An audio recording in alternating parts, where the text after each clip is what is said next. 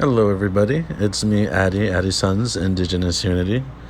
I'm back here again for my third episode of this podcast. I guess I'll just get straight to it. This episode is going to be about Indigenous identity, who can reclaim their Native heritage, and what does it mean to identify as a Native person. And what is the definition of Native? So, let's see, where do I begin? Let me just start off by saying this is going to be a very complex and multi-layered conversation that is never going to end. This episode isn't going to be the answer for everybody, clearly. But this is my experience and how I've come to identify how I do. And it'll be different for many different people, and that's okay. But I do want to talk also about identity policing and gatekeeping in the community, because those are also issues that are it's wide. It's not just in certain communities or certain circles of people who identify as Indigenous. So let's see. I believe that Indigenous people are people who have significant ancestry and roots in the Americas that predate 1492, that predate European invasion. So I feel like if a significant portion of your heritage is has roots in America, that you have a right to reclaim the identity of an Indigenous person, a Native person. Now, there are people who will disagree with that, and there are people who will say that it's not okay and not right for people to reclaim an identity based on that. And it's complicated, because a lot of the times it feels that Native people are the only race of people in the world that have to prove their race. No one goes up to a white person and, questions their identity or says, well, let me see proof. How do you know you're white? No one goes up to a black person and says that. No one goes to an Asian person. And there are people who are ethnically ambiguous. There are people who are mixed. But I'm saying that historically, Native people were the ones who have had to provide legal documentation, who've had to provide, blood quantum in order to be considered Indigenous person. And I think that's a big part of why there's so much identity policing today. Now, I don't believe in blood quantum, but I do believe that if you have a significant portion of your DNA and your heritage, your relatives that are Native, that originate in Americas, then you are Native. I'm not going to go into what percents I believe is valid, because that's not what I'm about. Now, there are people who have issues with a lot of people claiming Native, even though their blood is 50% Native, or their heritage is filled with Indigenous traditions that have been passed down and survived colonization and assimilation. There are people who look Indigenous, they have Indigenous features, but there's these gatekeepers and these people who want to invalidate those people and say, no, you're not Native enough, or I'm more Native than you. I have the qualifications to say what you are. And to me, I think that is inappropriate. I think it is it's part of colonialism. It's like, who's to say what you are or what you can identify? And they say it's harmful, but in reality, if you are only representing yourself and your experiences, I don't see how that can be harmful for any other people. It's not like Elizabeth Warren or All Hail Satin or Iron Eyes Cody, where you have a European person who's strictly European and they pretend to be indigenous. This is people who actually have indigenous blood, and a significant amount of that, and they look indigenous for the most part, and they have that history, and they want to reclaim it because colonization has taken away and stripped so much from indigenous people. And I think that is, like, in these circles it's talked about, but when it comes to the idea of reclaiming your native heritage, then that's when they start policing you and saying, well, no, you can't do it that way, or you're speaking over other people just by claiming who your relatives are. Now, being indigenous is a race, and it's also an ethnic or tribal culture. Like, there is no one indigenous culture. There's no one, tribe, but it has become modernized in a way that has people identifying overall as indigenous people. A big part of a lot of discussion recently and for a while is the idea of people who are considered mestizos not being able to claim their race as indigenous. And that's a complex subject. But I also believe that it can and should be done in a respectful way to where you can be valid in claiming that. Now, when I say that, because the caste system in Latin America is real, it is still ongoing, and what it has done is white supremacy has placed European people on the top of that hierarchy, and they have placed African and indigenous people on the very bottom of that hierarchy.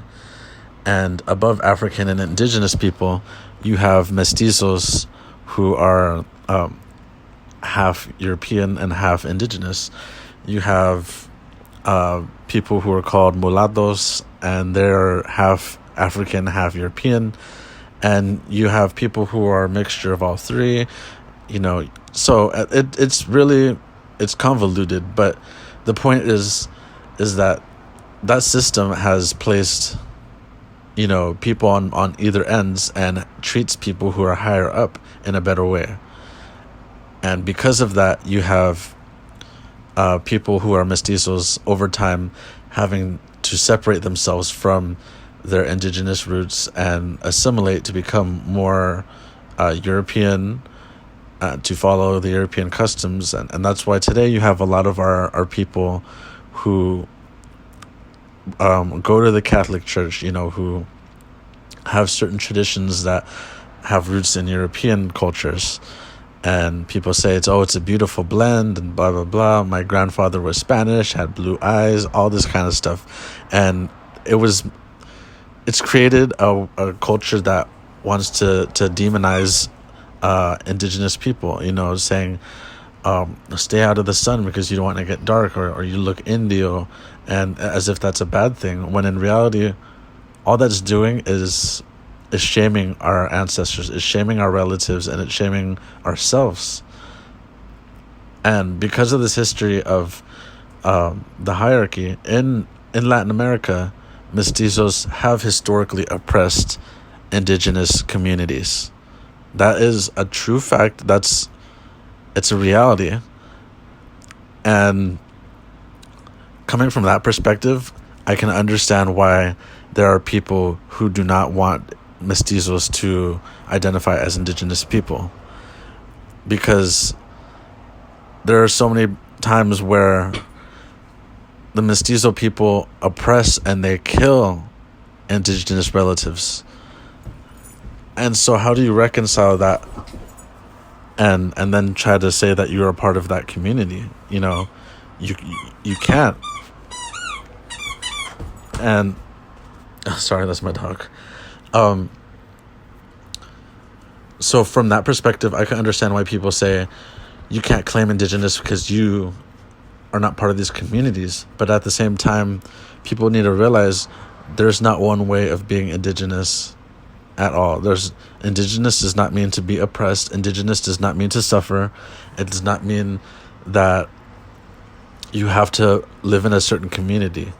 Now, there are certain communities that are indigenous that I believe that mestizo people or detribalized people should not claim just because they want to be validated in being indigenous. Going back to the oppression, there is a book. It's autobiography. It's called I Am Rigoberta Menchu, an Indian woman in Guatemala.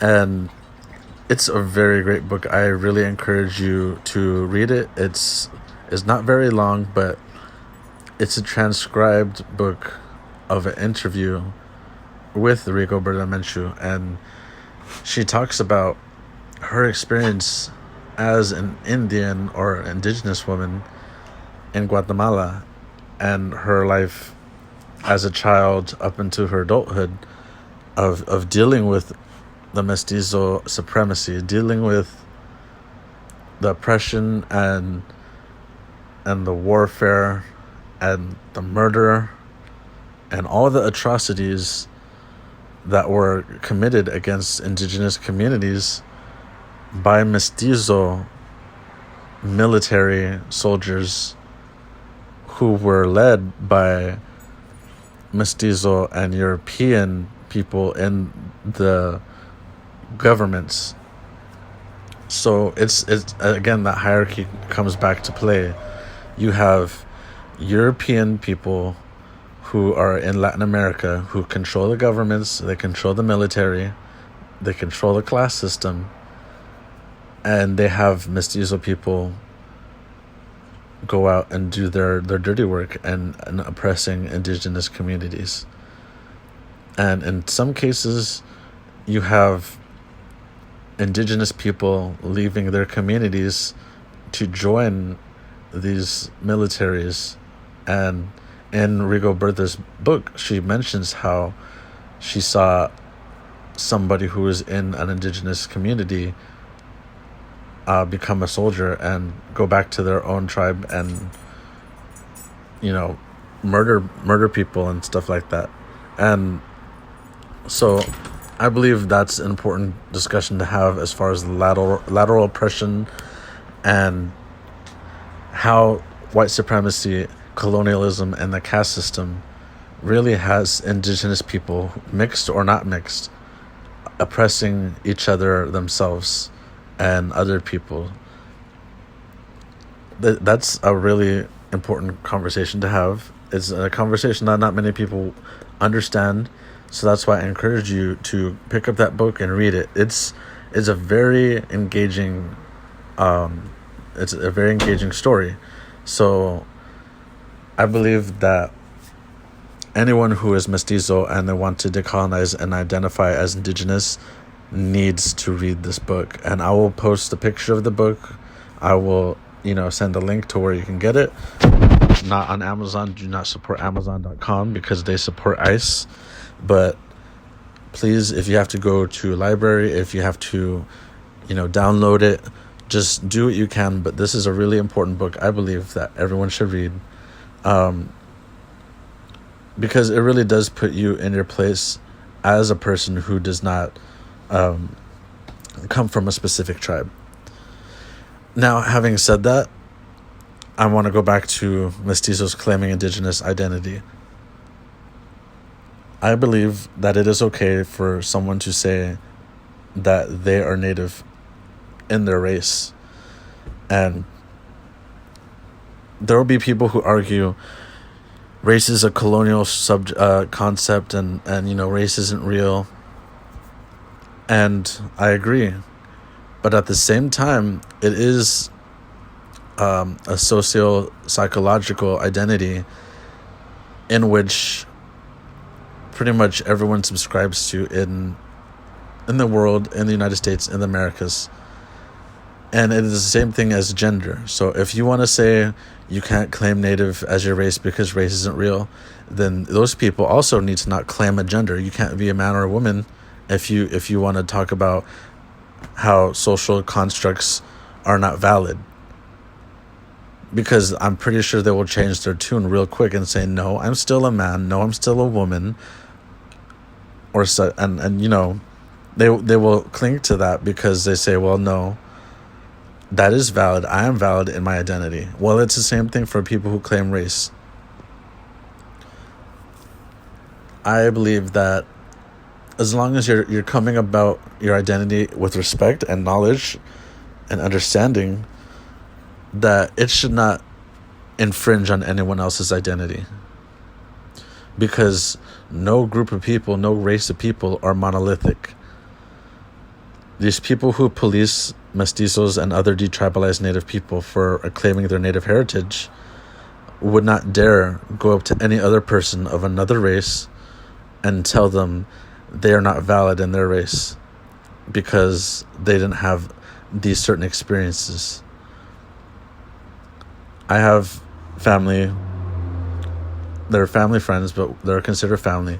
They've come from Vietnam and, you know, having kids and all that. And their kids, you know, second generation, first generation, they sometimes feel like they are not enough to be considered who they are. And I don't see why they should feel that way. I understand what it means to be away from the culture or, you know, not raised the way that other people were raised, but I don't believe it makes you less valid. I don't believe just because your family came here from Asia, you know, 1 or 2 generations ago, automatically you can't claim that you're an Asian person no more. I don't believe that African American people cannot say they are African people just because they, you know, have been removed from their culture, their ancestors. I don't believe that even European people, you know, no one questions that. No one says, oh, well, how do you know you're white? You could be anything else. Or you can't say that you're European because you don't live in Europe. Your family hasn't been in Europe in a long time. No one questions that. And for the most part, it has a lot to do with of people from, like, Native people who are mixed from Latin America. I've seen accounts like Dicho Son Bicho, Queer Chicano Chisme, Chicanisma, and some lesser, you know, profiles that don't really have platforms but are individuals who subscribe to ideas that mestizos cannot claim indigenous, and this is why. But I don't believe that it is fair to judge somebody on what they identify as just because you don't identify that way, if that makes sense. For instance, these people say they don't claim to be indigenous even though they are mestizo people and have indigenous blood and heritage and, you know, even look indigenous. They say they don't have the right to claim that, and they don't claim that. But then there are also the same people who say, if you're not part of this community, you can't speak for this community. But they are speaking for indigenous people, and they claim that they are not indigenous people. So I don't understand the logic behind them. If they don't claim it, that's their choice. I'm not making this podcast, or I don't run my account to force people or to make people feel like they have to claim indigenous. I'm just telling people why I claim that. And if you don't like it, you don't have to like it. You could just unfollow me. You could not listen to what I have to say. But you have to realize that no one's going to make me change my mind, because I'm not going to turn my back on my ancestors. I'm not going to turn my back on my blood, on my relatives. And I'm not going to look the other way in the face of colonialism. These people who have issues with us claiming our native roots, they don't give us an alternative. They don't say what we should claim. They don't, you know, if they do, it's going to be a colonial identity like Latino or Hispanic, mestizo. or a national identity like Mexican, Cuban, Puerto Rican, and I don't subscribe to that. They talk about white supremacy and colonialism and how it's so detrimental to our people, but then they go and turn around and tell us to identify as that. Or they have no answer for us. So if you have no answer, then don't tell people what to do with it. That's how I see it. I'm not okay with just being mixed, and I don't believe that we should be imposing people and telling them that they only can say they're mixed, or I'm a product of colonization. Hell no. I'm not okay with that.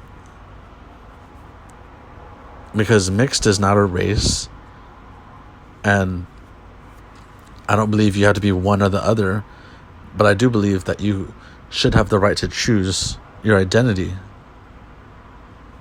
If it's in you, you have the right to choose. You don't see people saying that Obama isn't black because he's half white, or he really can't claim, that's not how he's seen. Mixed people have a right to be able to choose how they identify, and they're valid in that. It's the same way.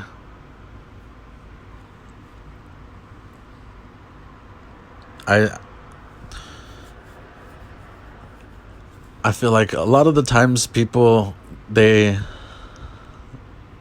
have a lot to say when it comes to speaking about issues in our communities that directly affect identity, and they directly are the reason why so many of our relatives don't know our tribes.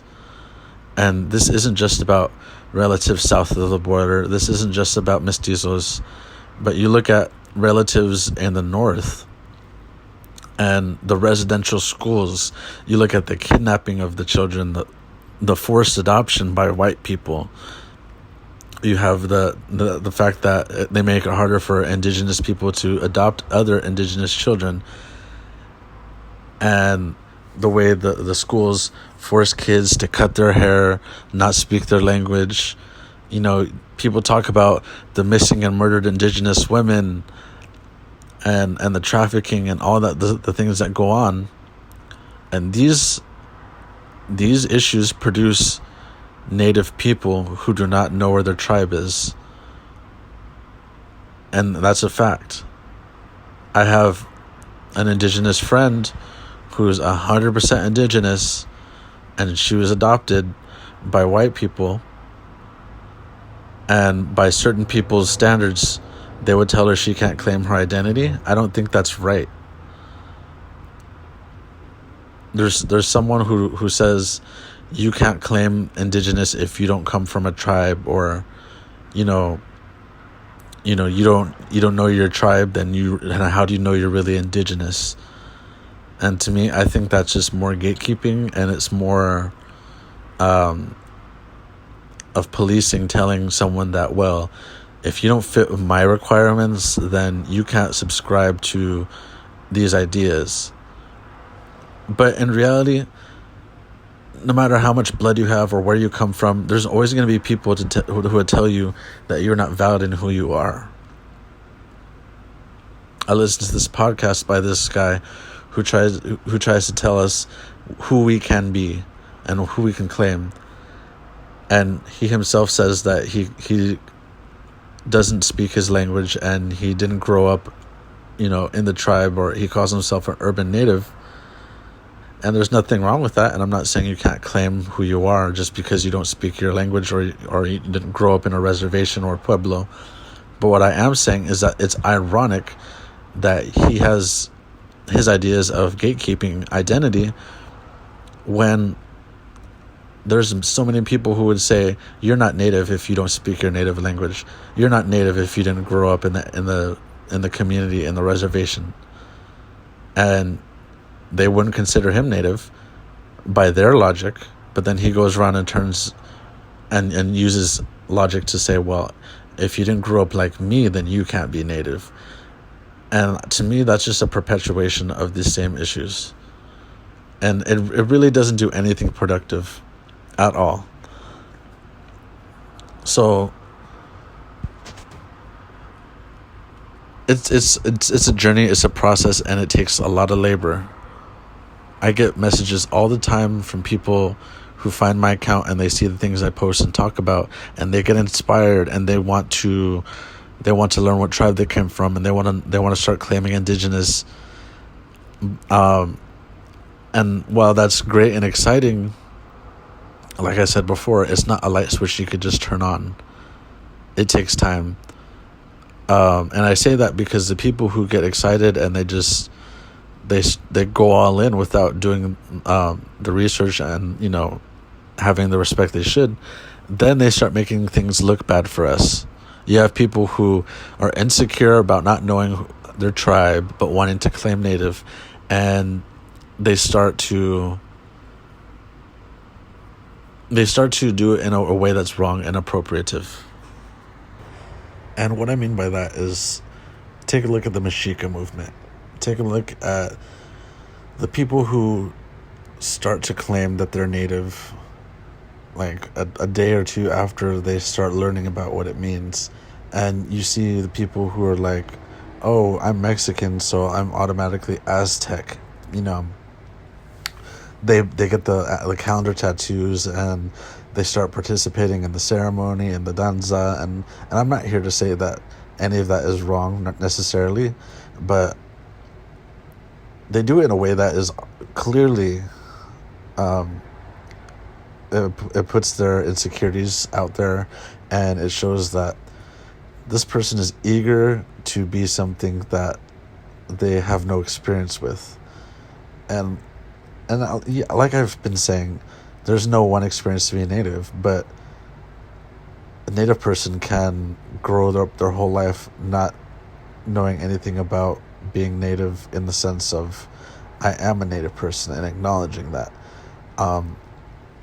And so these people who go about this in a certain way, they do things that are harmful for Native communities. They do things that are not a good example to other people as far as representation. And I'm not here to talk about respectability politics, but they're basically people who are being used as examples by the people who identity police and gatekeep us as far as what we can claim in our race. You know what I'm saying? They have the mistakes they make are put on blast by these people that say, see, this is why you should not claim your race as Indigenous, because you're acting a fool, or you're doing this and that. When in reality, it doesn't make up all of us. You know what I'm saying? The same way that not all ethnocentric people, not all African American people believe that they're the true Native American people. It's the same thing with decolonizing Native people, detribalized people who want to learn and identify with their race. So they should not be categorized all into one category that says, if you don't know your race and you try to claim, or you don't know your tribe, you try to claim your race, you're going to end up like this. And I disagree with that. But I also think that it's our job to put it in perspective.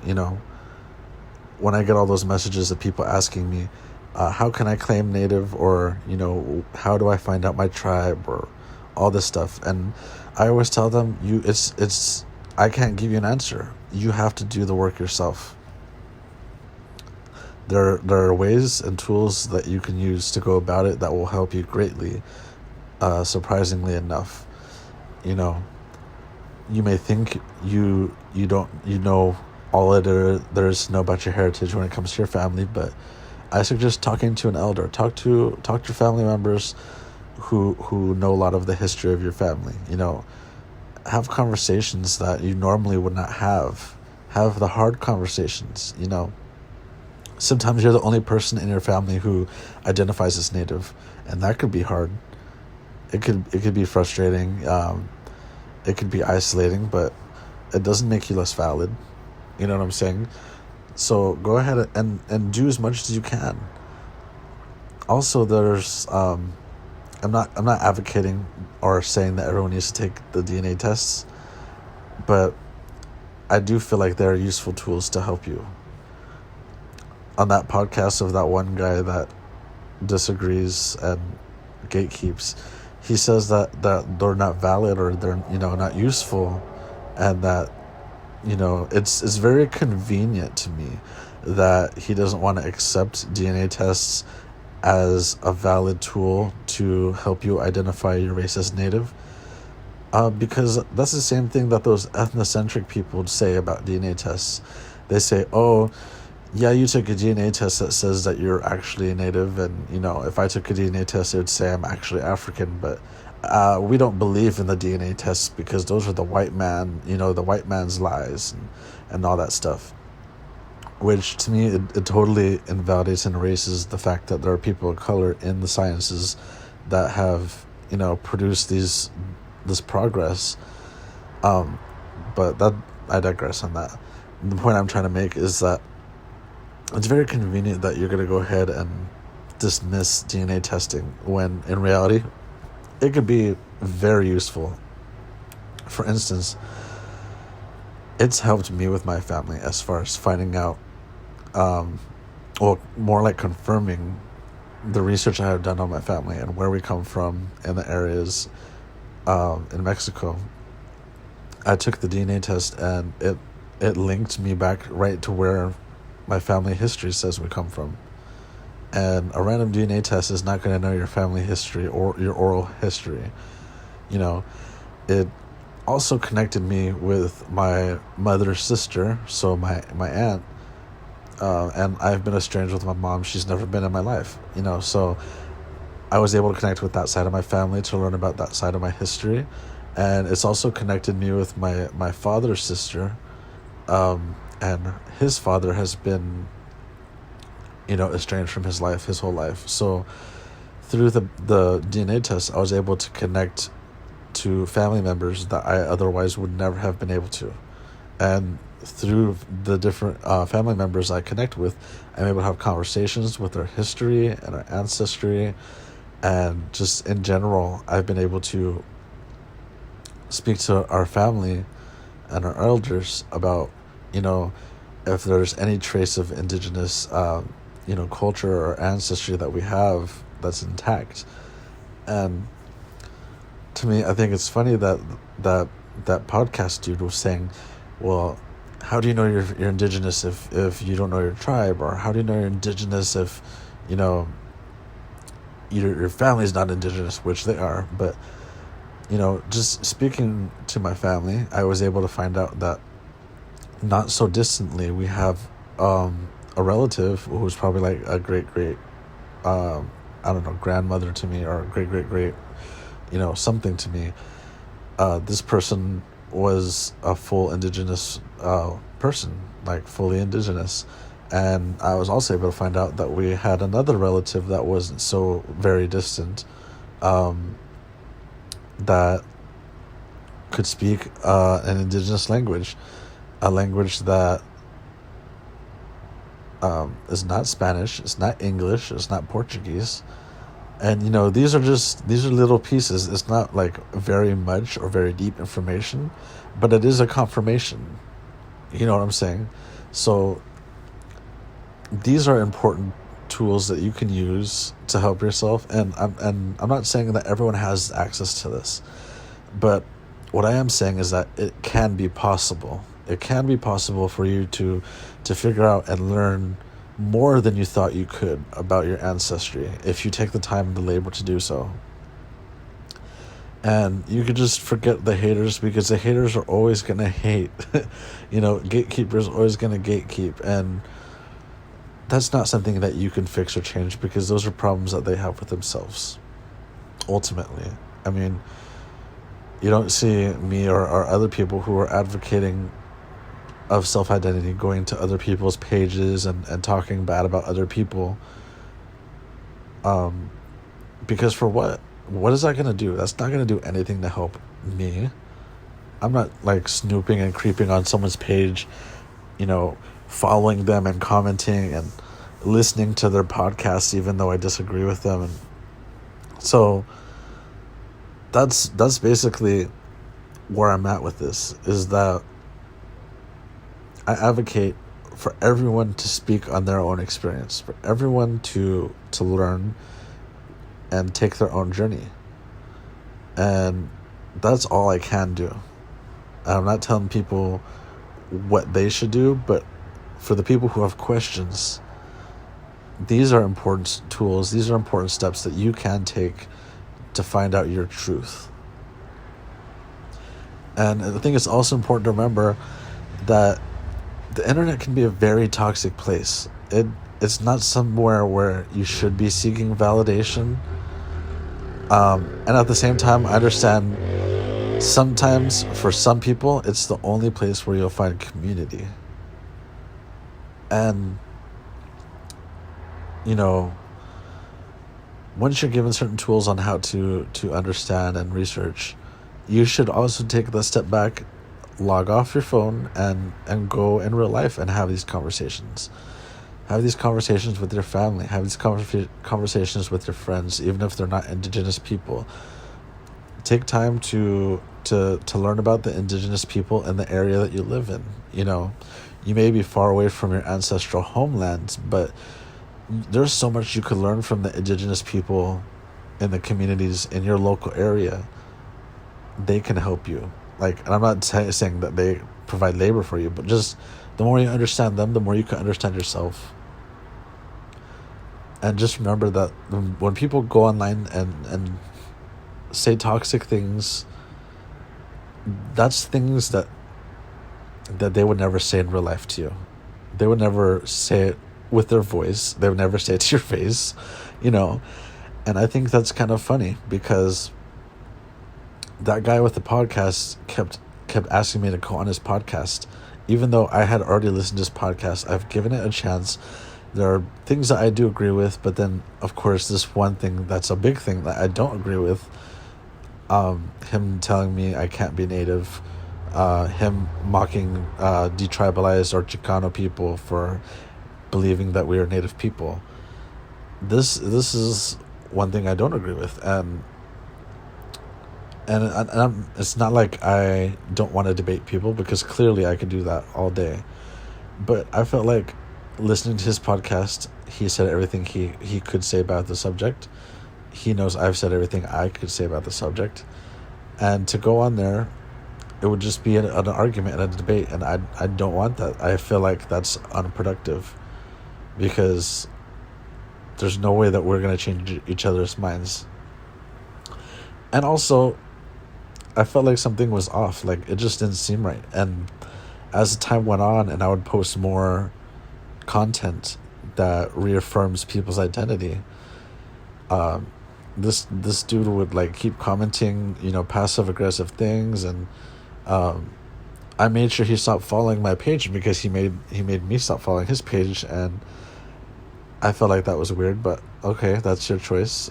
It's my choice too. And, you know, just making more passive aggressive comments and invalidations and gatekeeping, and it just got more and more aggressive. And, you know, he started like to belittle me and like condescending, and just it was like weird, because I was like, you know, listening to you speak on your podcast, you sure didn't act like that, you know. And it was kind of like a confirmation for me. Like, I was like, see, I felt like something was up, and now I can see why. Like, you're out here calling me names and all this stuff because I won't get on your podcast. And he's like, oh, you're scared, you know, you'll speak a lot on here. But it's like, you know what? I've never been afraid to speak my mind with my voice. You know, if he was following me for a while, he should know, like, I used to post videos of me speaking however I felt, and I'll still do that. And so I was like, you know what? People have been asking me for a couple years now. I'm just going to go ahead and make my own podcast. And so here we are on episode 3. And it's just, it's a good platform, but I also think that, like, people should realize people on the internet will say things they would never say in real life. And with that dude, that I found out was so true. You know, just remember that if people try to invalidate you, and it could be rough, but then take a step back, look at the facts, and experience life outside of the internet. You know, outside of the internet in real life, I get recognized as an Indigenous person a lot. I work with the public, I work with diverse people, and they ask me, hey, are you Native? And I'm not wearing a shirt that says I'm Native. I'm not wearing no Native earrings or jewelry or anything like that. I'll go to Indigenous events. I'll go to Native events in my local area, and people ask me, what's your tribe? So if I didn't look like a Native person, they wouldn't ask me that. If I looked white or if I looked Asian like people say I do, then I wouldn't be asked if I was Native. So I think people should give ourselves more credit than you do, and not take so much of the hate to heart, because it can be toxic and it can get to you. But you just have to realize who you are, and know that you are valid, and there's no one way to be Indigenous. There's, like I said, there's rich Natives, there's poor Natives, there's, res Natives, city Natives, mixed Natives. We come in many experiences and different levels of knowledge, different culture. And that's completely okay. And that's completely valid. So I hope what you guys can take from this is what it means to be Native is not one idea. It's not a stereotype. It's not a monolith. But also something that we need to take from this is that if you grew up not being raised as a Native person, or, not knowing you were Native, then you do need to come at it with some kind of respect, and knowing that it's going to take time.